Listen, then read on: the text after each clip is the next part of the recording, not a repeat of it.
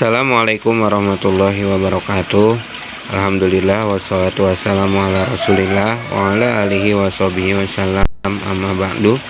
Rabbi shrahli sadri wa yassirli amri wahlul 'uqdatam min lisani yafqahu qawli.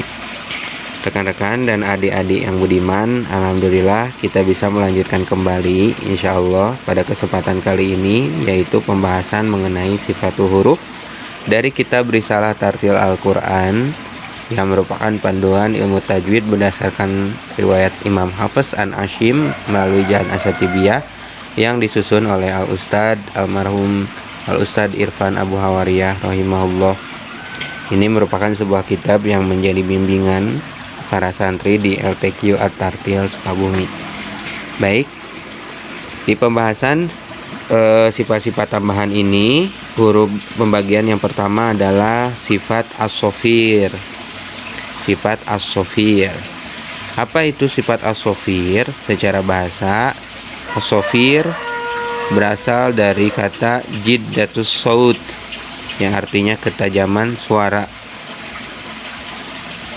Secara istilah, adalah ketajaman bunyi suara huruf yang keluar dari celah sempit antara gigi seri, baik yang atas maupun yang bawah, dan ujung lidah ketika mengucapkan hurufnya.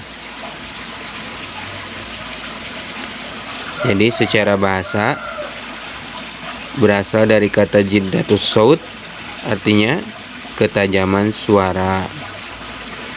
As-sofir ini ada yang mengungkapkan seperti suara burung ya. Sedangkan di sini artinya ketajaman bunyi suatu suara huruf yang keluar dari celah sempit itu antara gigi seri, baik yang atas maupun yang bawah, dan ujung lidah. Hurufnya ada 3. As-sofir ini semuanya ada di bawah, ada ketika ujung lidah bertemu gigi belakang gigi seri bawah ya. Ada 3, yaitu sa, za, dan so. Sa, za, dan so. Dinamakan as-sofir adalah karena suara yang keluar menyerupai suara burung, dan karena keluar dari celah sempit antara gigi seri atas, bawah, dan ujung lidah.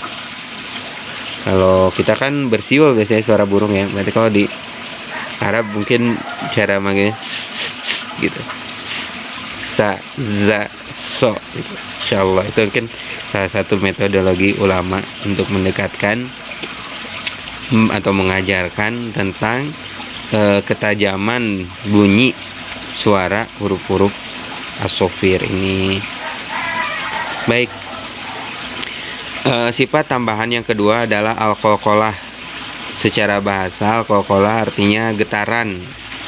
Sedangkan secara istilah adalah kuatnya getaran suara huruf pada makhrajnya ketika diucapkan dalam keadaan sukun. Kuatnya getaran suara huruf pada makhrajnya ketika diucapkan dalam keadaan sukun, sehingga terdengar intonasi yang agak kuat. Hurufnya ada 5, dikenal juga dengan huruf qalqalah ya, yang disingkat menjadi fut bujadin. Definisi lainnya adalah saling menjauhnya 2 organ pengucapan atau alat ucap ketika mengucapkan huruf-huruf qalqalah apabila dalam keadaan sukun. Jadi ketika sukun dia ada getaran ya, atau biasa juga disebut memantul. Ba, misalnya ba-nya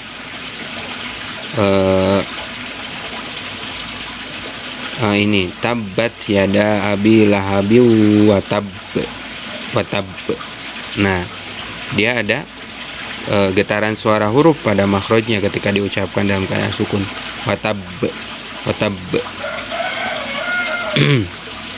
Atau saling menjauhnya 2 organ pengucapan ketika mengucapkan huruf-huruf qalqalah apabila dalam keadaan sukun.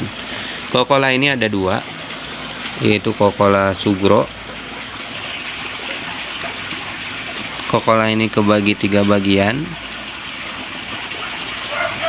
Yang pertama ada qalqalah sugro, yaitu huruf qalqalah sukun yang telah diwaqafkan tetapi huruf qalqalah sukun yang tidak diwaqafkan atau berada di tengah kalimat.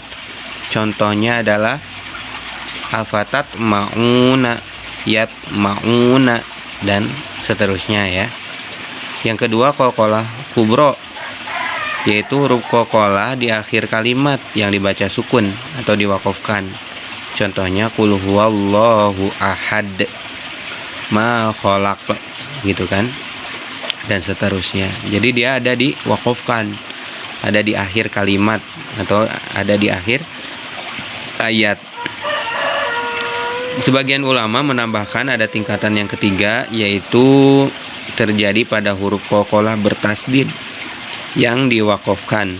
Misalnya qul hiya mawaqitu linnasi wal hajj.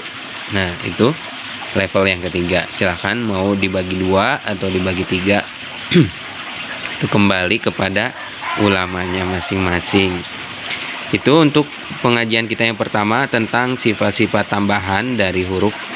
Mudah-mudahan bermanfaat. Barakallahu fikum. Wassalamualaikum warahmatullahi wabarakatuh.